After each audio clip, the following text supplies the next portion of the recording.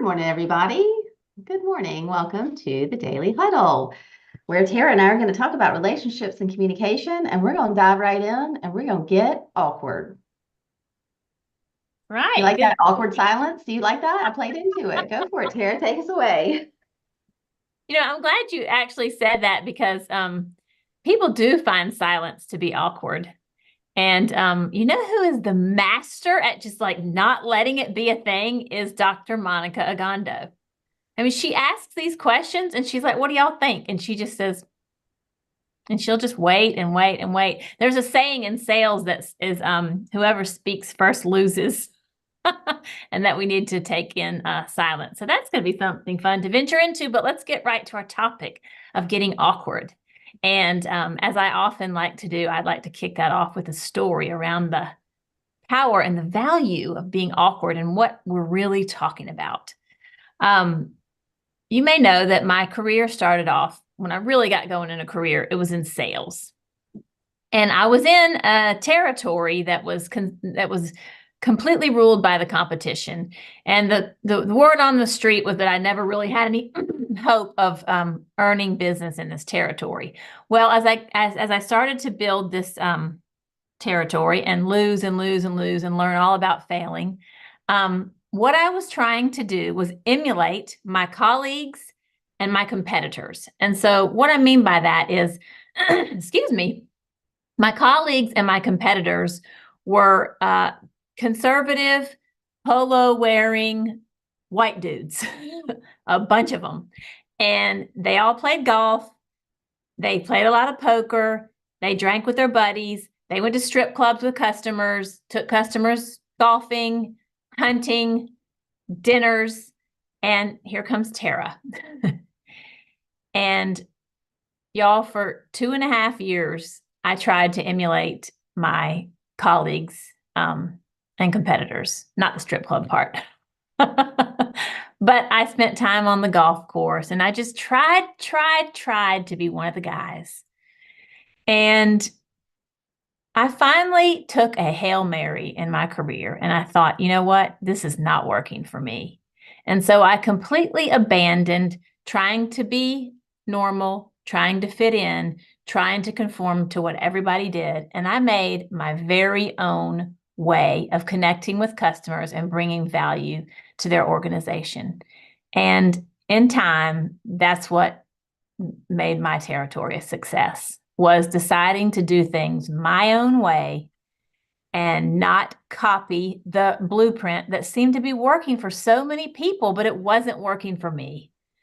And as the territory started to grow, I was assigned a new manager. And he would come to town and he would always leave with saying things that just like sat under my skin. Like we left this one, we were in this one sales call and we left there. It was a brand new account. It was going to be an amazing account. And we left there and he said, "You're not going to win that. Just forget it. You're not going to win that." And so if you know me at all, that just became my absolute, I was more determined than ever to prove him wrong, which I did. But at the end of one of our meetings together, he would come and travel for like 2 days. And at the end of a 2-day session, he just kind of shook his head at me and he's like, "I still don't really understand how you've become successful." And I said, "What do you mean by that?" And this is what he said, and I will never forget it. He said, "Let's face it, Tara, you're awkward." And I kind of dismissed it in that moment, but clearly, I mean, this was 20 something years ago, at least 20 years ago. That stuck with me and it bothered me for a long time. Like, what is it about me that is so awkward? And I've given some thought and I think I know it's that I just am not able to conform. It makes me very stressed out, very uncomfortable. So the safest place for me to be is awkward. And if it is uncomfortable, then I'd rather deal with that. Well, fast forward to what, 5 or 6 years ago. Do you know what the ending of every Brene Brown podcast, do you know what she says? Stay awkward, brave, and kind.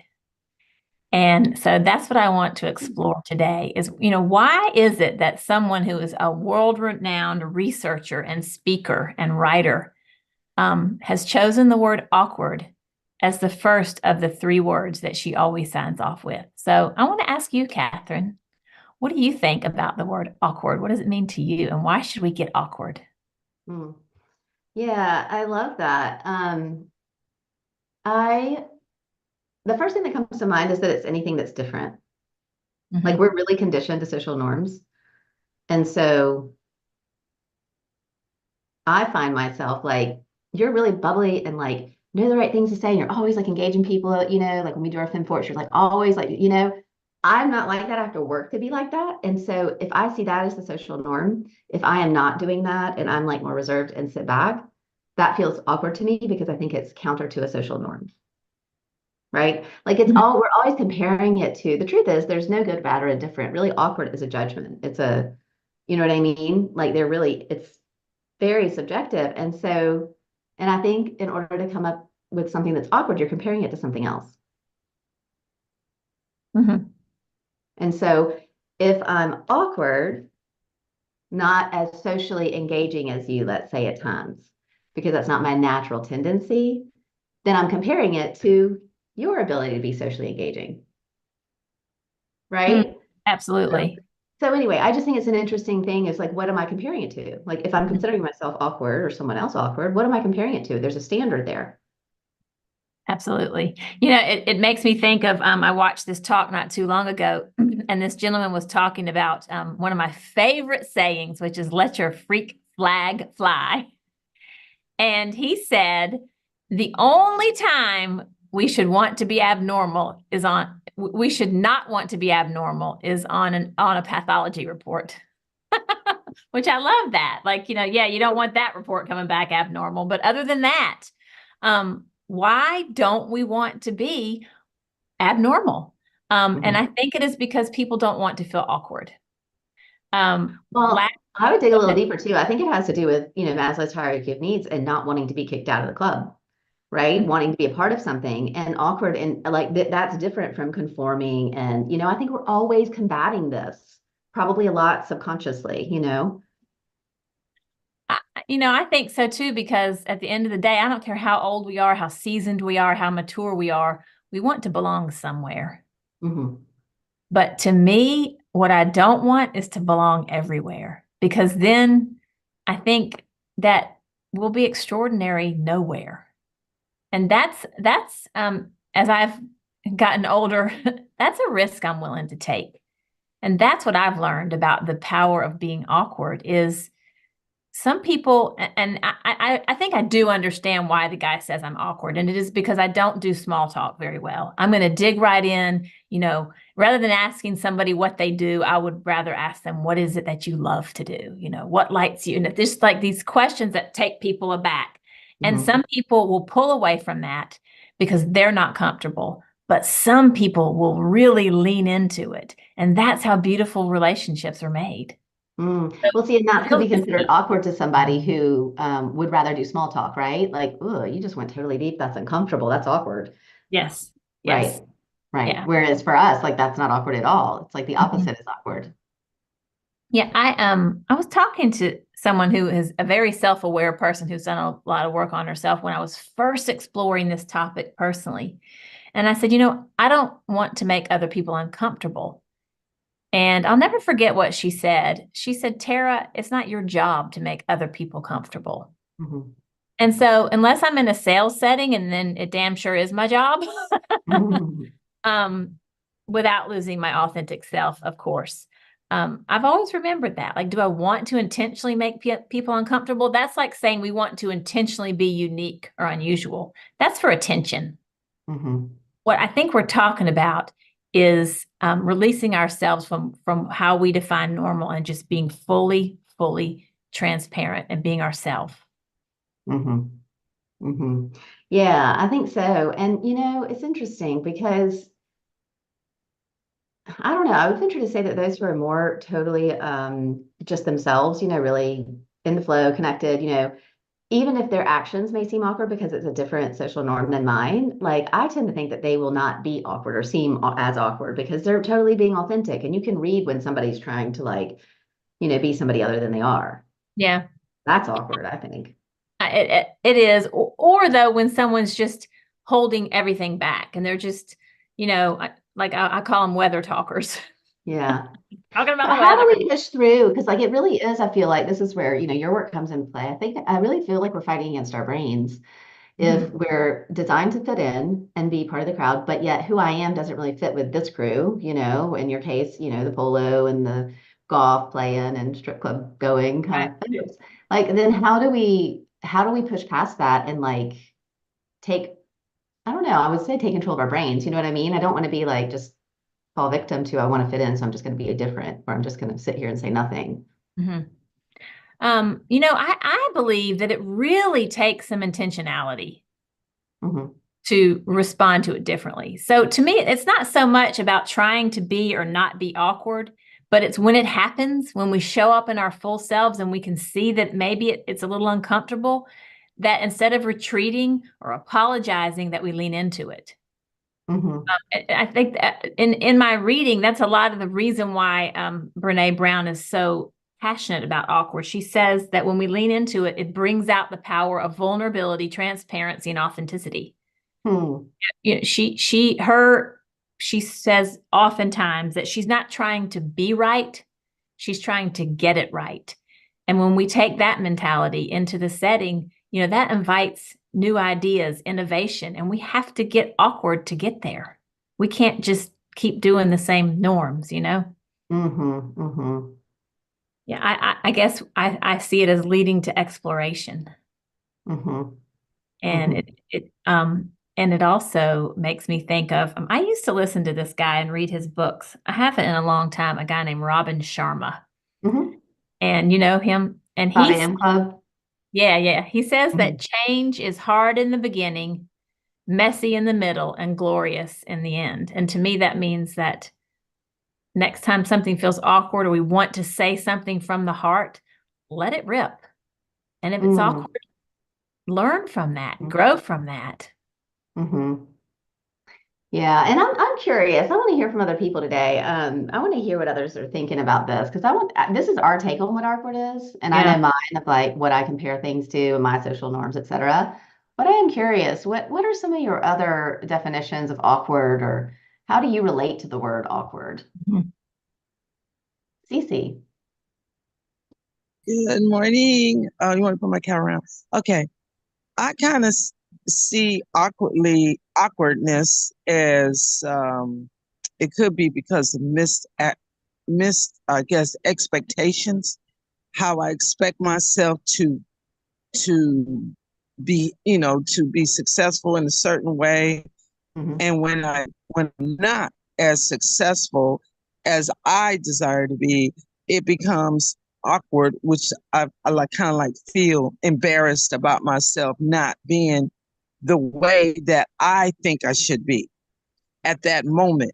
So to overcome it, that means yes, I must change the way I think about situations, about awkwardness, and turn it into something pleasant, like something good, because there's always something good about everything that you even see about yourself or even think about yourself. So I'm looking for the positive things to come out because of those situations, if anything. So I'm gonna pass on that. I love that. Thanks, Cece. I think I agree with that. I think that's right. And I also think just getting comfortable in like it being awkward. I think so often we're off trying to get to a better place or feel more comfortable to your point, Tara. And Mhm. sometimes it's like, I'm just gonna hang out here. This feels really awful. I also have to say I really love that you tied it to success and your Mhm. expectations of yourself. I so get that. Like thinking that we should be here or be there or at a different level or somewhere else. And it's our own individual journey. And there's such beauty along the way and whatever we find ourselves doing in this season. But I think I have that same tendency too. Like, yeah, I totally understand that. Thanks, Cece. Mr. Chase. Grand Rising. Oh. Um, you know, when you were talking about this, I said to myself, it gets awkward when you know you have some really good information or some really good advice, and the person in front of you can't hear it because they're completely dedicated to their bad mood or their complaining or their expectation in the moment. And it happened to me recently, and someone was really acting out of control in front of me. And I, instead of like trying to teach them something, I just went, "You got to calm down. It's going to work out. Really, you got to calm down. I'm here. You have to calm down." And after a while, they did. But I think the past me would have kind of like tried to talk about a lot of things in the moment to give them like a tool.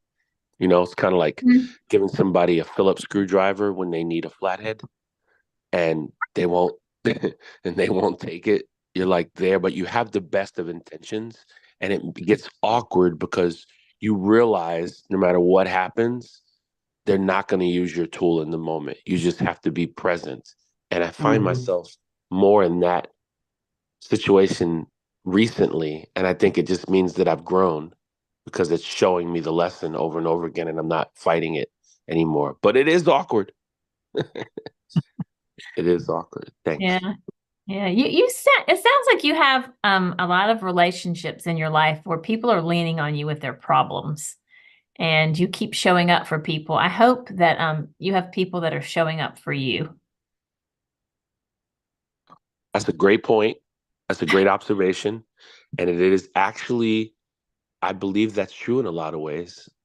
And I say to myself, are you being who you want to be? And the answer is yes. Are you happy with how you're showing up? And the answer is yes. So who are all these people? Are they feeling me because I'm working so hard on that? They're like, he's got something to say. I'm going to go to him. What's Yeah. actually happening? That's a very interesting point. Mm. Yeah, I am working really hard right now on asking for and accepting help. I kind of suck at it, and I've done it here and there, but I mean, it's in my TEDx talk that we just were talking about, and I have to learn to do that. It's really awkward for me, and that's where the practice comes in. Yeah. Great. Maria. Thank you, Faith. Yeah, Maria. Greetings, good morning. And when you said awkward, I was like, gee, I wonder what that really means, and I know the feeling of it. So I looked up the definition and I really immediately thought of my discovery regarding communication is whatever you don't want to talk about, that's the thing to talk about. Mm. It's awkward as can be. So I called my brother Danny and I'm like, Danny, I've been a jerk. I've been really not nice and making you wrong, and I'm sorry. Will you please forgive me? What's it been like for you with me being the way I've been being? And it was awkward. And there was a lot of silence when I asked him, what's it been like for you with me being the way I've been being? And he said, very difficult. Oh. And I'm like, well, say a little bit more about that. And he's like, well, you know what? That's water under the bridge. Are you in Atlanta? And I said, yeah. Are you in New Orleans? He said, yeah. He said, well, I'm coming to Atlanta next week and let's have dinner. And you know what? We rekindled a friendship. We now talk every week. And it, to me, is like when we put ourselves in a situation that's awkward and communicate anyway, mystical, magical miracles come out of it. So that's what I'm really present to, Kathryn, Tara, and everyone on the call. I really love that. I feel like every time you speak, you challenge me to do something like difficult, something like you said, like saying the most difficult thing that you can, the most awkward thing that you can. I've done that before, and you're absolutely right. It's magical what comes from it versus all the dancing around, trying not to say it, trying to make it a comfortable experience for everybody. And so I really appreciate that about you. Yeah, I Thank you. applaud it. I applaud that too, because really, I think that you're talking about courage to approach those topics that are uncomfortable. I always ask myself on those type of topics, what's the worst thing can happen? And the worst thing that can happen for me is that, words have the power to hurt. And if the situation could become hurtful, then I don't know if that's the person that's worth risking my awkward moment with. But if the relationship is worth it, then it takes courage. Um, I uncovered a quote this morning actually around this topic about courage in conversation, and it came from Game of Thrones. It was the father talking to his son. I've never seen Game of Thrones, so I don't know anything about it, but I love the little boy asks his dad, he says, can you still be brave if you are afraid? And he Oh, said, son, being brave. No, he said, can you still be brave if you are afraid? And he said, that's the only time when you are brave.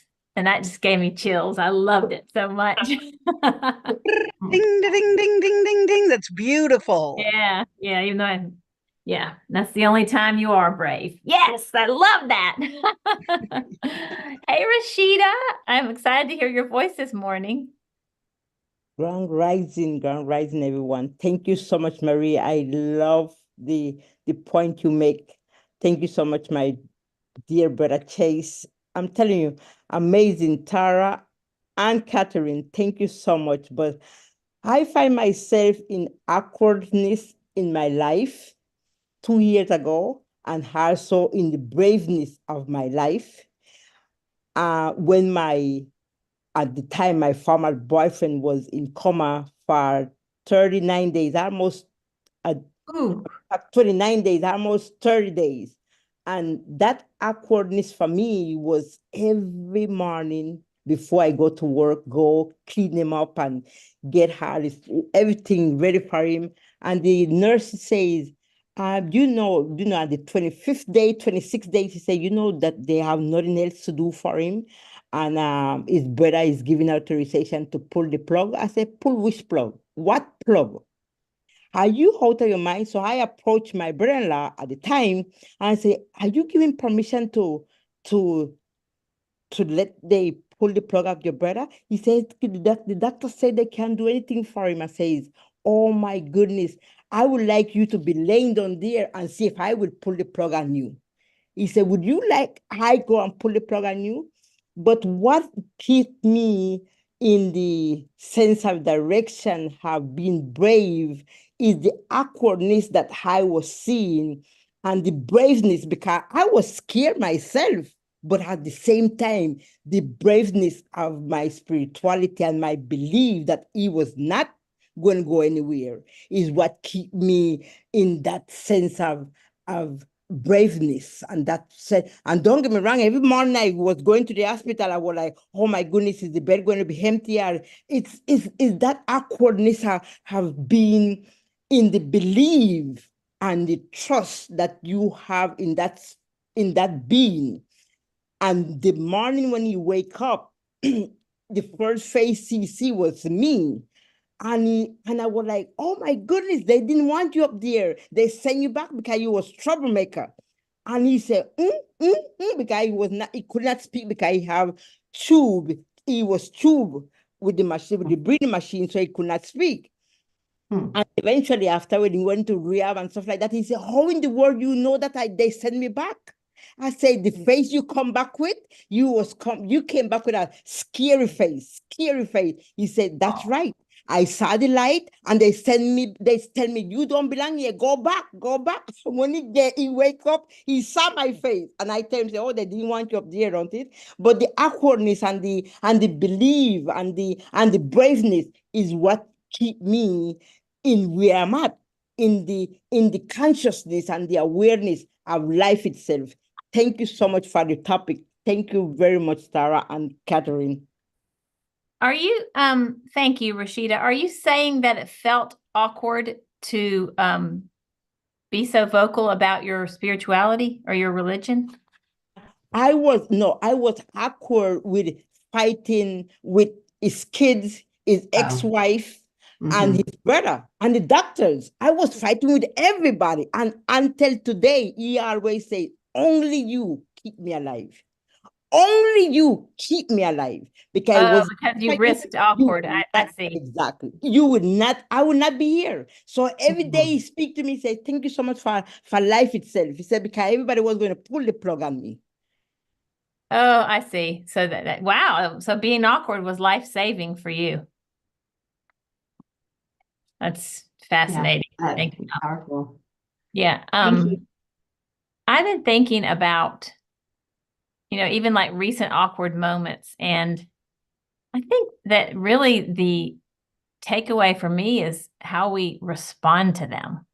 That maybe we don't shy away from them. And when we create them, that we respond to them out of love. I kind of have a funny story just this past weekend. No, well, last week, my son's girlfriend's daughter was staying with me. She's 12. And my husband had surgery. I was really busy with work and I didn't have a lot of time for her.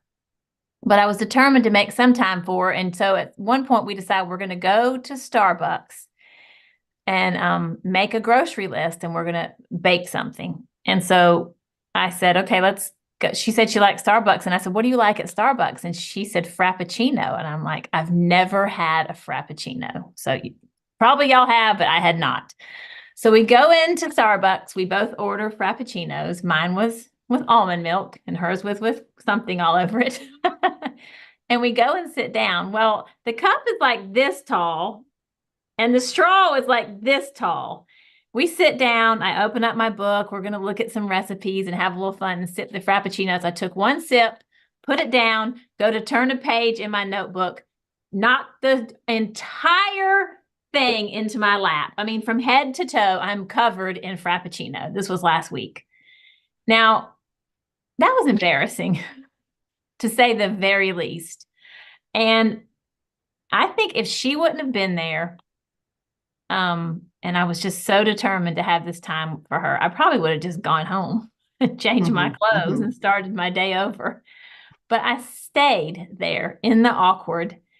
The people came and helped clean it up. I just like sort of smushed it off my clothes the best I can. We stayed there, made our list. I went to the grocery store covered in Frappuccino. But the reason why I'm sharing this silly little story is because, do you know what we did that day? We made a memory. We will never forget me walking around covered in my first Frappuccino. So being awkward really leaves us with a story to tell. And we love stories. Yeah, and it does. And our minds make up that, oh, if only it had not fallen, then you would have had a perfect day. But really, it's all happening for us if we could just see it that way. Yeah, like it's not, we're not after a perfect day. Yeah, yeah. We were there to make a memory and we damn sure did. Some people drink their Frappuccinos. You like to wear them. It's all good. Do you have any last thoughts for us, Kathryn, before I close us out? I think that's it. Honestly, I think you just said it. Like, let's make memories, and let awkward take you there. Don't be afraid of it. Don't resist it. Just be. Love it. I love it. I uncovered one other very beautiful quote that I will close with, and then I will share our 7 tenets as it relates to our conversation today. And this was in a white paper written, but it was written about Brene Brown. So this is in one of her books. And Kathryn and I show up here every week to explore better communication. And she writes about that here and the importance to be courageous and awkward. The real gift of learning language, practicing this work, and cultivating meaningful connection is being able to go anywhere without the fear of getting lost. So I wanted to leave y'all with that. I love it so much. Go anywhere without the fear of being lost. And as long as we have each other, I will never feel lost. So I thank you all for giving the tenets each and every day when you show up here. Thank you for your love. Thank you for giving of your spirit and your stories and your generosity. Thank you for laughing with us, throwing your head back and laughing. We thank you for taking care of yourself. That means to stress less, get more sleep, eat more plants, and get up off that booty and move that body. Thank you all so much for being here on the Daily Huddle, and we'll see you next time. Thank you, everybody.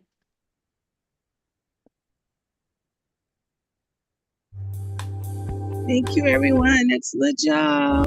Thank you.